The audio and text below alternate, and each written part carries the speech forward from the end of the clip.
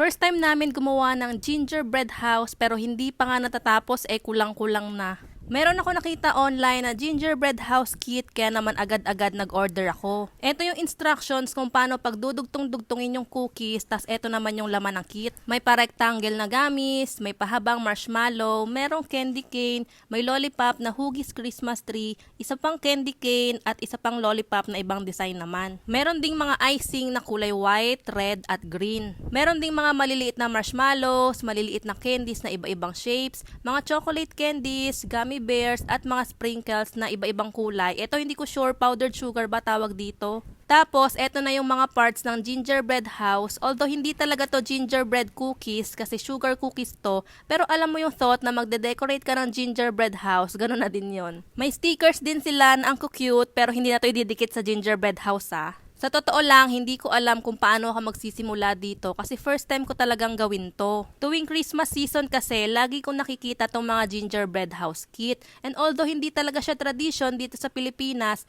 parang ang saya lang niyang itry, lalo na ngayon na may anak na ako, 'di ba? Parang mas masaya to gawing bonding activity namin. Nung na-assemble ko na yung mismong house, sabi sa instructions, let it dry for 45 minutes to 1 hour daw. Kaya sabi ko kay Gray Gray, etong mga maliliit na cookies muna yung gawin namin. Nung natapos ni Gray Gray yung Christmas tree cookie, feeling accomplished na ata siya at gusto na niyang kainin yung isang lollipop. Sabi ko, pang decor dapat yon pero naku, excited na siyang kainin. Hindi pa tapos yung gingerbread house namin pero kulang-kulang na yung mga pang decor namin dito. Next naman namin dinecorate yung gingerbread na cookie pero sa mga point na to, parang ako na yung mas nag-e-enjoy. Ang saya mag-decorate pero mahirap kasi bawal ang pasmado dito. Buti na lang at kami-kami lang naman ang kakain nito kaya okay lang kahit hindi perfect yung pagkaka-decorate. Hindi na kami makapaghintay kaya di na namin tinapos yung 45 minutes at nagsimula na kaming mag-decorate.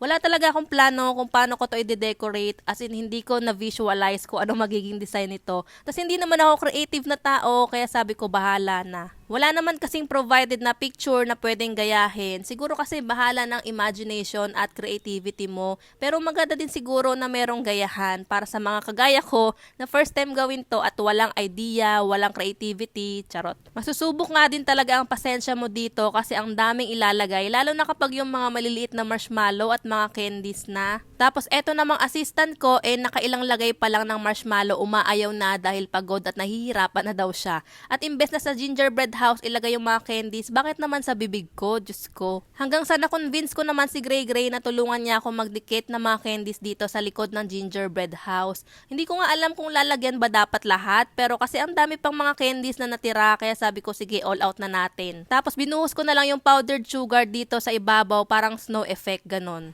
And yung ibang mga tirang sprinkles, nilagay ko na lang dun sa baba. And tada! Ayan na yung na-decorate namin na gingerbread house. Pero nako, wala pa atang 5 minutes, isa-isa na namin kinuha yung mga kinabit namin para kainin. In fairness, ang sarap ng cookies at ang sayang bonding activity to with kids kahit na ako lang naman ang gumawa most of the time. Charot. Happy naman ako sa experience at si Gray Gray masayang-masaya sa mga candies.